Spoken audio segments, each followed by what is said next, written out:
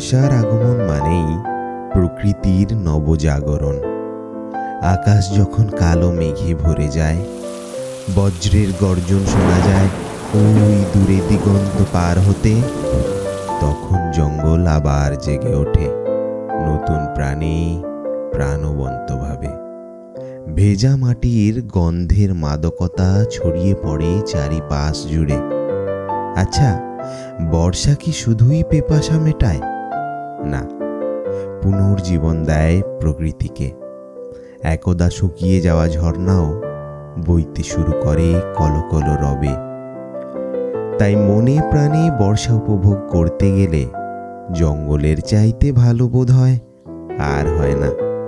কারণ বর্ষার জঙ্গল শুধু প্রাকৃতিক সৌন্দর্য নয়, এ এক ছন্দবদ্ধ কবিতা, যেখানে প্রতিটি ফোঁটা বলে জীবন এখনো প্রবাহিত।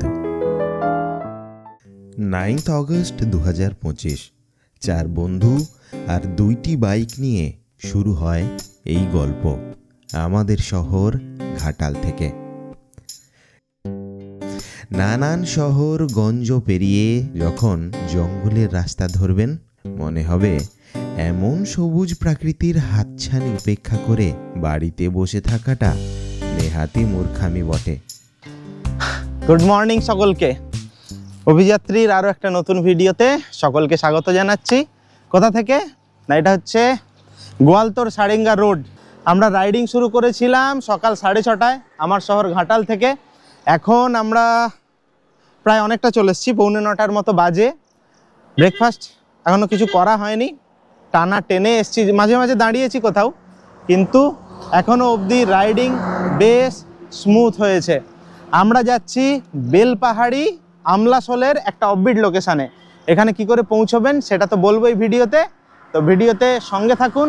আর আমি আজকের এই ভিডিওতে এই রাইডিংয়ে একা নেই, আমার সঙ্গে প্রভাস আছে, রিকু আছে, যাকে আপনারা এই দুজনকে নেতারহাট ট্যুরে দেখেছেন। আরেকজন আছে নতুন, সেটা হচ্ছে এই যে রঞ্জিত। রঞ্জিতকে এর আগে অন্য কোনো ভিডিওতে দেখেননি, ও প্রথমবার আমাদের সঙ্গে ট্রিপ করছে। আর যে জন্যে এই সময় বেলপাহাড়ি যাওয়া, সেটা হচ্ছে এই গ্রিনারিটাকে এনজয় করবার জন্যে। যাওয়ার পথে এরকম সুন্দর সুন্দর প্রচুর বনের মধ্যে দিয়ে রাস্তা পাবেন, দুই পাশে শালের জঙ্গল, তার মধ্যে দিয়ে এরকম কালো পিচের রাস্তা। আর এখন যেহেতু বর্ষাকাল, মানে ভরপুর বর্ষা বলতে পারেন, আজকে বৃষ্টি হচ্ছে না, প্রায় টানা 40-45 দিনের মতো বৃষ্টি হচ্ছিল।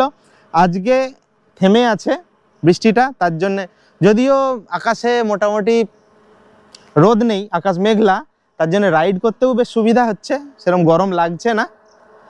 আর যেটা বলছিলাম যে এই বর্ষাতে রাইড করার মূল কারণই হচ্ছে এই জঙ্গলগুলো, এই যে সুন্দর জঙ্গলগুলো, এর মধ্যে দিয়ে যখন রাইড করবেন না, যারা করেছেন তারাই বুঝতে পারবেন কত ভালো লাগে। এই যে প্রভাস, চলো চলো, দেরি করে লাভ নেই, আর বেশি দেরি করে যাবে না।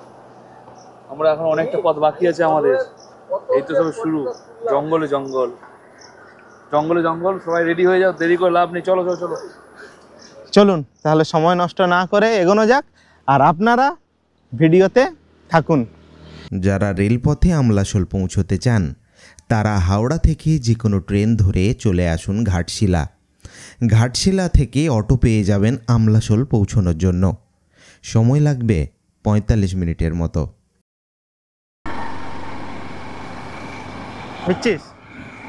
নিচ্ছিস? সব ঠিকঠাকই চলছিল, কিন্তু ওই যে বলে না, প্রকৃতির সান্নিধ্য পাওয়াটা কি এতই সহজ? রাস্তা ভুলে এসে পড়লাম এক জঘন্য রাস্তায়। ওহ, সে এক দুঃস্বপ্নের মতো রাস্তা। কি হলো রিকু, কেমন রাস্তায় এলি বল?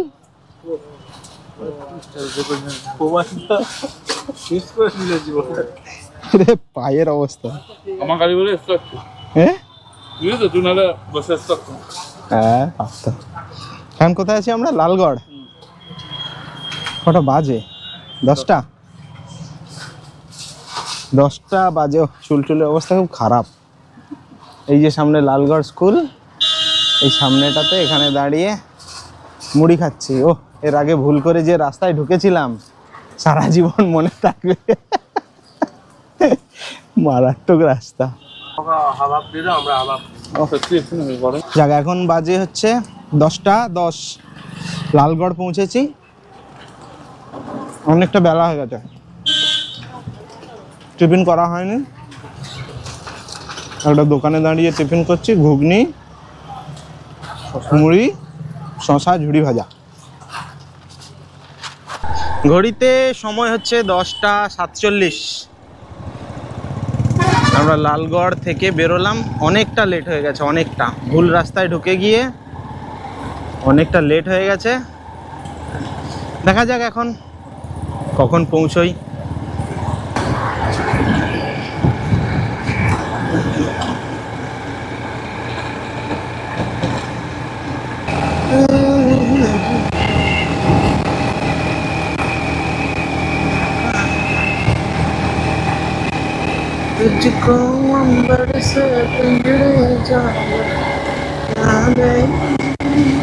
এই বেলপাহাড়ি মার্কেটটা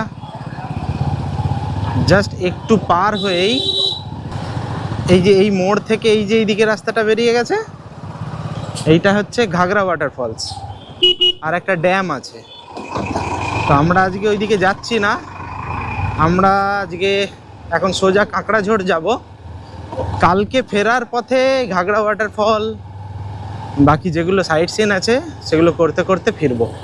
আর এই জাস্ট বাজারটা পেরিয়ে এসেই এই যে দেখুন সামনে বাঁদিকে এগিয়ে গিয়ে বাঁদিকে একটা রাস্তা আছে, এই রাস্তাটা এখান থেকে বাঁদিকে টার্ন নেবেন, এই রাস্তাটা পৌঁছে যাবে কাঁকড়াঝোড়।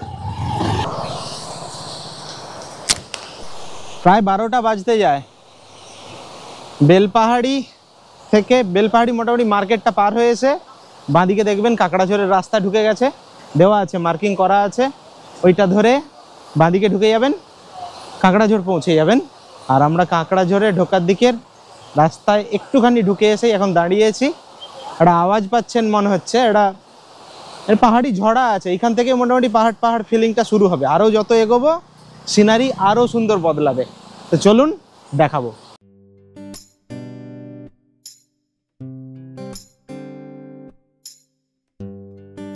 বেলপাহাড়ি জঙ্গলের বুকে গড়ে ওঠা এক গ্রাম, যা পশ্চিমবঙ্গের ঝাড়গ্রাম জেলার অন্তর্ভুক্ত।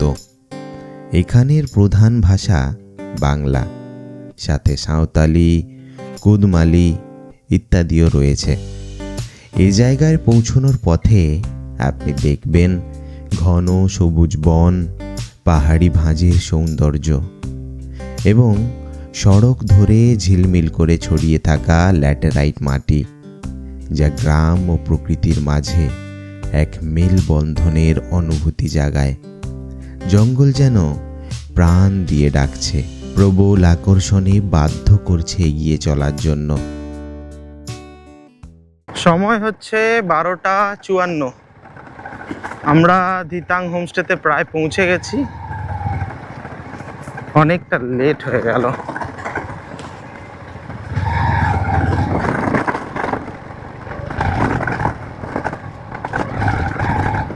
এই হচ্ছে আমাদের ধিতাং হোমস্টে। ও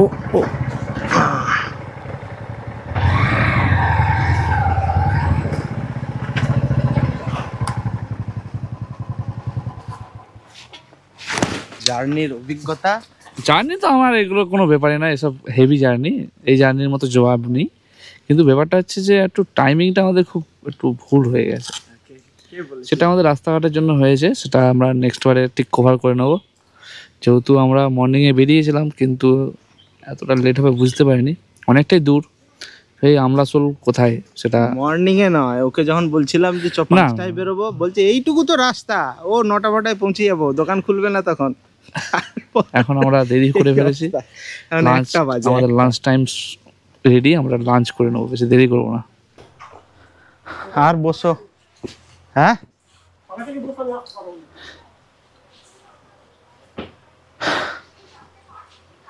এইটা হচ্ছে ডাইনিং এরিয়া। এটা ডাইনিং এরিয়া না, হচ্ছে রুমটা কোথায় গেল?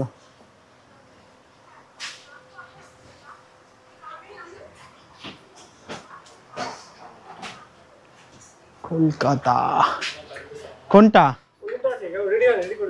কোন রুমটা? ওগুলো কি গেস্ট আছে?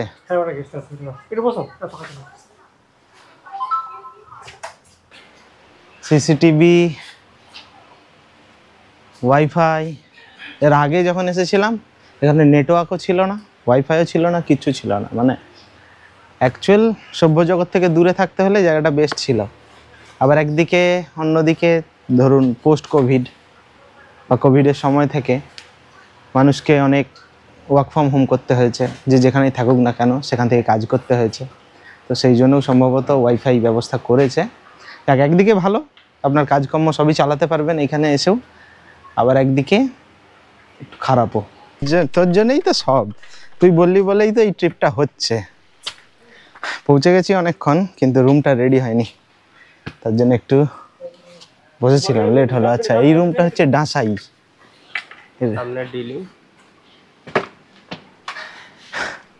এই যে ধিতাং হোমস্টে, এই ধিতাং হোমস্টের রুমগুলোর প্রতিটা নাম আছে, আর নামগুলো বেশ ইন্টারেস্টিং। ওইখানে ওই যে দুটো রুম দেখছেন, ওই একদম প্রথমের দিকেরটা ওটা হচ্ছে ধামসা, আর এই দিকেরটা হচ্ছে মাদল। আর আমাদেরকে যেটা দিয়েছে এটা হচ্ছে কি ডাসাই। এর আগে যখন এখানে এসেছিলাম তখন ওইটাতে ছিলাম, ওই প্রথমের যে রুমটা ওইটাতে। এখন বর্ষাতে কিন্তু বেশ চারিদিক একদম সবুজ।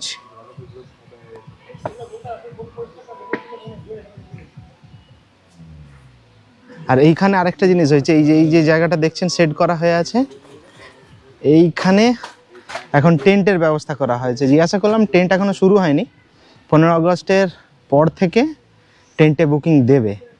তবে টেন্টের ক্ষেত্রে কিন্তু কমন বাথরুম ইউজ করতে হবে।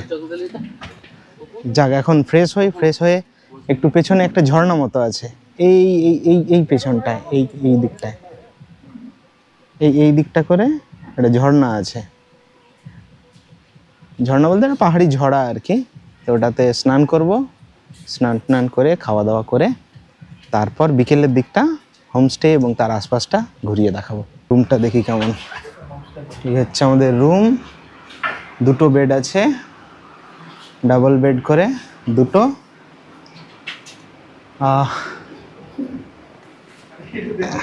এই যে ঠিক আছে, ওপরটা খড়ের চাল, আর মানে বাংলায় আমাদের হচ্ছে গ্রামে যেটাকে পাড়ন বলে, পাড়ন করা আছে, বাঁশের তৈরি। দুটো ফ্যান দেওয়া আছে, আর এই দিকে বাথরুম আছে। আর এইখান দিয়ে এই যে জানালাটা, এই জানালার পেছনটা পুরো জঙ্গল দেখাচ্ছিলাম। এটা পুরো জঙ্গল, এই পাশটা ফেন্সিং করা আছে, এই যে হাতি টাতি যাতে না ঢুকে যায়। টেবিল ফ্যান দেওয়া আছে, এখানে একটা ওয়াল ফ্যানও দেওয়া আছে। এখানে টেবিল চেয়ার বললে আরো দিয়ে দেবে। আর এখানটাতে একটা বসার জায়গা করা আছে। আর এখানটা দিয়ে বাথরুমটা দেখাচ্ছি। বাথরুমটা এখনো ক্লিন হচ্ছে, তো ওই জন্যে বাথরুমটা দেখাচ্ছি না, তবে বাথরুমটা দেখাবো। এই হচ্ছে, এখানে একটা আয়না আছে। আর এখানে কি দিয়েছে, আচ্ছা বাথ কিট কিছু দিয়েছে, এটা সাবান, কোলগেট, শ্যাম্পু, দুটো টাওয়াল দেওয়া আছে। আর এই হচ্ছে বাথরুম, গিজার রয়েছে শীতকালের জন্যে, কমোড দেওয়া আছে, এখানে বেসিন। তো পরিষ্কার পরিচ্ছন্নই আছে, ঠিকঠাক।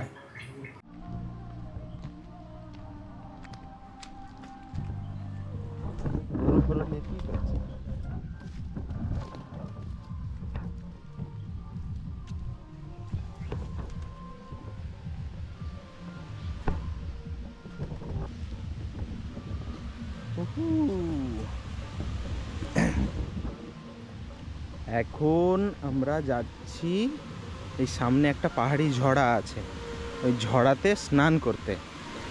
এইখানে যারা লোকাল আছেন ওনারাও এইখানেই স্নান করতে আসেন। তো এখন নামাটা হচ্ছে এখানে খুব মুশকিল। এই যে ন্যাচারাল একটা যে মানে আমরা ভাবতে পারিনি, মানে পাহাড়ের জল কিভাবে বেয়ে আসছে, হ্যাঁ, তারপর সেটা দিকে আমরা মানে এরকম কঠিনভাবে একটা স্নান করবো, কারণ আমরা অনেকদিন এরকম স্নান করা ভুলে গিয়েছি। একদম। আমরা আমরা বাড়িতে থাকি, এখন এখন কলের জলে স্নান করি, দেখে ঠিক আছে। ওখানটা অনেকটা ডিপ আছে, রঞ্জিত একটু দেখে নামবে। বন্ধ করবি না।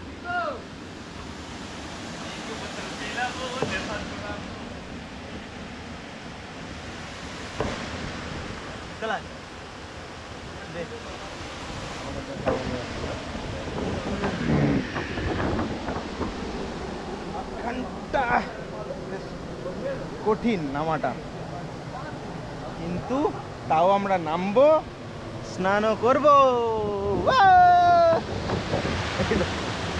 রঞ্জিতকে দেখুন।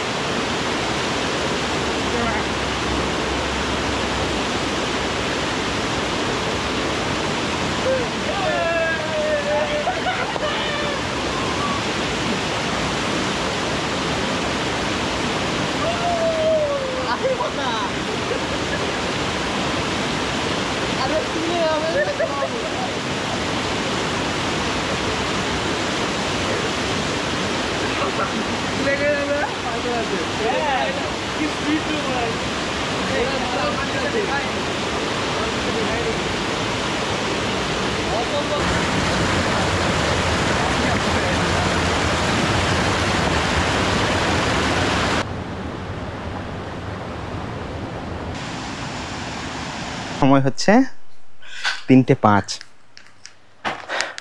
সামনের ওইদিকে ওই পেছন দিকে একটা ঝরা মতো আছে, তো ওই ঝরা থেকে স্নান সেরে এসে এখন যাচ্ছি লাঞ্চ করতে। বিকেল হয়েই গেছে, আমাদের আসতে অ্যাকচুয়ালি অনেকটা লেট হয়ে গেছে। এই হচ্ছে ডাইনিং প্লেস।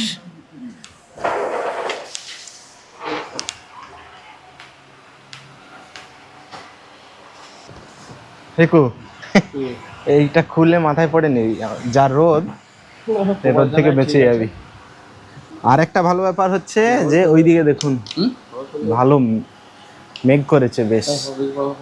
বর্ষায় বৃষ্টিতে এই জঙ্গল এনজয় করব বলেই আসা, মানে যে কারণে পুরুলিয়াও গেছিলাম, কিন্তু যাওয়ার পর থেকে বৃষ্টি হয়নি। এইখানে আমাদের আজকে আসার কথা, গতকাল থেকে বৃষ্টি ধরে গেছিল, তার আগে কিন্তু বেশ বৃষ্টি হচ্ছিল। আজকে পুরোটা চলে এলাম, কোথাও বৃষ্টি পাইনি। দাঁড়ান একটু সেলফি তুলে নেওয়া যাক।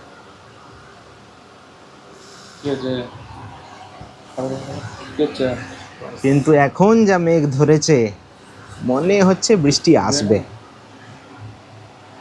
আর এই বৃষ্টি যদি আসে তাহলে কিন্তু আশাটা সফল হবে। কারণ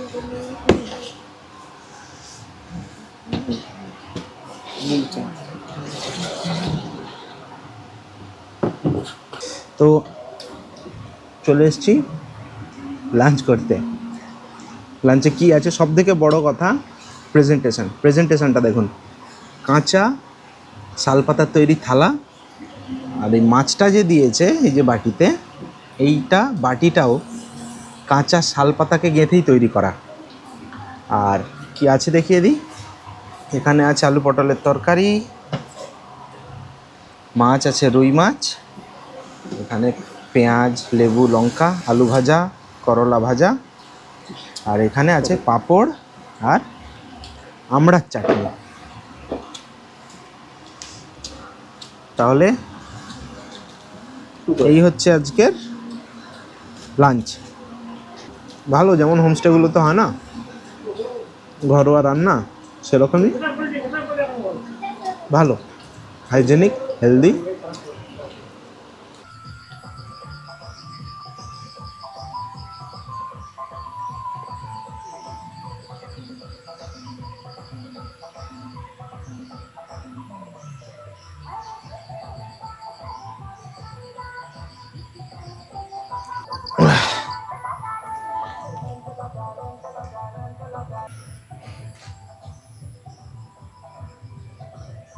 গুড ইভিনিং।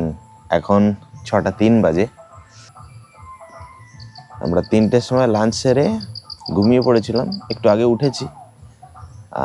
বৃষ্টি একটু হয়েছিল আর হয়নি, খুব বেশি গরমও নেই, কটেজগুলো বেশ ঠান্ডা আছে। আর এই যে এইখানটাতে বসে আছি না, এটা হচ্ছে এই হোমস্টেরই পাশে এই এরকম বসার জায়গাগুলো তৈরি করা আছে। আমার পেছন দিকে দেখুন, এটা কিন্তু পুরো জঙ্গল, বেশ ভালো জঙ্গল। আর এটা ফেন্সিং করা আছে, কাঁটা তার দিয়ে ঘেরা আছে, যাতে ওই দিক থেকে কোনো বন্যজীব ঢুকে না পড়ে, বা এখানে যেটা সব থেকে বেশি সম্ভাবনা সেটা হচ্ছে হাতির। আর এই জায়গাটা মানে দেখাচ্ছি, জানান,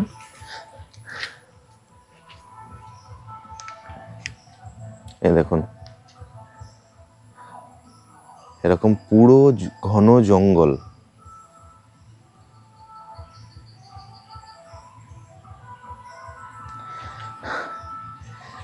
আর এইখানে যদি আসেন, এই যে কোনো শোরসারা বা হই হট্টগোল কিছু নেই, একদম চুপচাপ, চারিদিক শান্ত।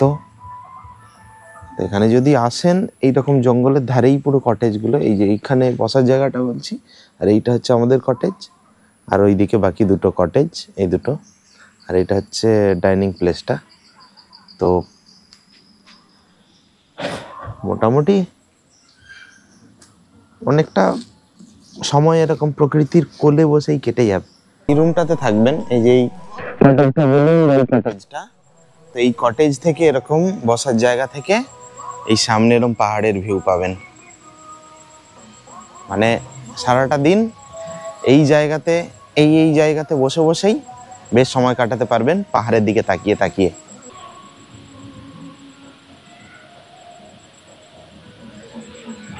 এখন সময় হচ্ছে 6:33। আমরা বেরিয়েছি এই সামনের আশপাশটা একটু ঘুরে দেখতে। চারিদিক শুধু জঙ্গল আর জঙ্গল।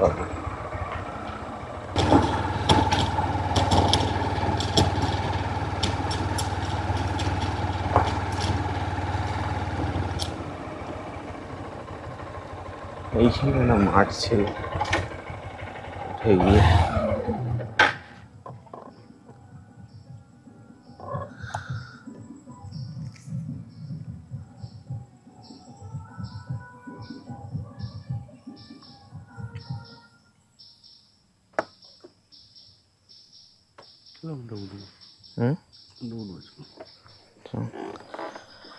আমাকে দেখা যাচ্ছে? দেখা তো যাচ্ছে না মনে হচ্ছে, কারণ আলো কমে এসছে অনেকটা। আর এইখানে যেদিকেই বেরোবেন চারিদিকে শুধু জঙ্গল। আর এই জঙ্গলের মাঝে মানে প্রকৃতির সান্নিধ্যে থাকতে হলে এই জায়গাগুলো আসুন। 7টা বাজতে যায়, আমরা ফেরত যাচ্ছি। আর এই হোমস্টের ডুজ অ্যান্ড ডোন্টসে পরিষ্কার লেখা আছে যে 7টার পর কেউ হোমস্টের যে প্রেমিসেস আছে তার বাইরে থাকতে পারবেন না। তো আমরা চলে এসেছিলাম, 7টা বাজতে যায়, এখন তাড়াতাড়ি হোমস্টেতে ফিরছি, কারণ এই পুরো এরিয়াটাই জঙ্গল এরিয়া, তো রিস্ক না নেওয়াই ভালো। এবার যারা ধরুন হোমস্টেতে আস্তে আস্তে লেট হয়ে গেছে সেইগুলো আলাদা ব্যাপার, কিন্তু ইচ্ছে করে হোমস্টের বাইরে ঘোরাফেরা করাটা উচিত নয়।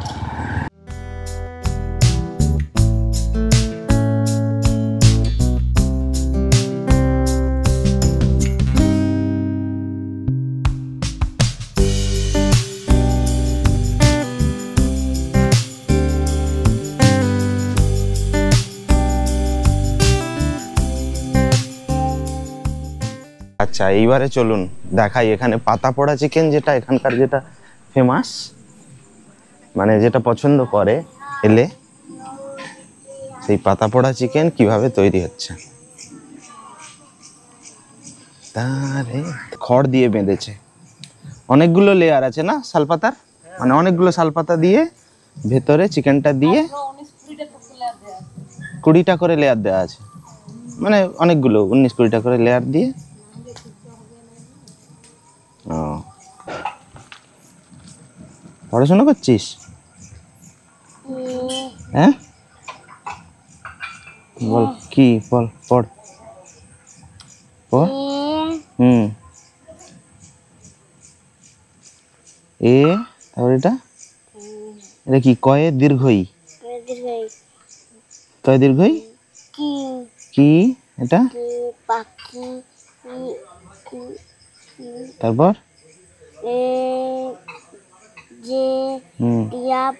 টিয়া নয়, টিয়ে আছে দেখ, টয় হস্যই অন্তস্তয়ে একার। হ্যাঁ ও পাখি কিছু কথা বলে। আচ্ছা, কত দূরে স্কুল? ওইখানটায়। নাম কি? নাম কি? বসুন্ধরা। বসুন্ধরা স্কুলের নয়। তোর নাম কি? বসুন্ধরা। তোর নাম বসুন্ধরা? বসুন্ধরা কি? মুড়া। স্কুলের নাম কি? কেন বলা? আমরা আদর্শ। আদর্শ প্রাথমিক বিদ্যালয়, তাই তো? আচ্ছা, শিক্ষায়তন। ভালো, পড়াশোনা কর। শালপাতা পড়া চিকেন এইখানে এলে ট্রাই করবেন, বেশ ভালো। এখানকার যে এই যে ফ্যামিলি আছে এরাই বানায়। এর আগের বারে এসেছিলাম তখন আমি টেস্ট করেছিলাম, ভালো লেগেছিল। তো এবারে দেখা যাক কেমন হয়। আর এর দামটা বলে দিই, এটা কিন্তু প্যাকেজের মধ্যে ইনক্লুড থাকে না। এর দামটা হচ্ছে 650 পার কেজি। যদি এটা খেতে চান তাহলে আগেই বলে দিতে হবে, মানে সকালবেলার দিকে অবশ্যই জানিয়ে দিতে হবে হোমস্টেতে। এবারে টেস্ট করবার পালা। টেস্ট। ফার্স্ট বাইটটা আমি নিলাম।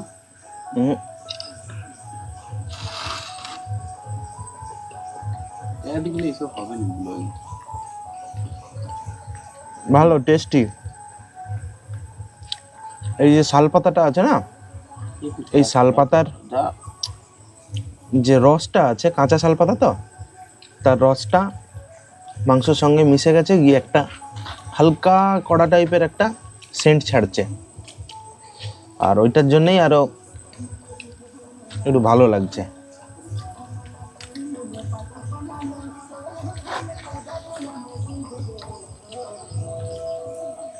বলো প্রভাস, কেমন লাগছে?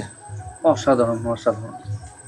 এই যে গ্রাম্য পরিবেশে জঙ্গলের এই অসীম রাতে, অসীম রাত পুরো। না ঠিক আছে, অসীম রাত হবে, হতে পারে। কারণ মানে প্রচুর গভীর। কারণ আজকে কিন্তু পূর্ণিমার রাত, কিন্তু আমরা জঙ্গলে কিন্তু পূর্ণিমা দেখতে পাচ্ছি না। মেঘ আছে আকাশে। টোটাল জঙ্গলটাই পুরো অরণ্য আচ্ছন্ন।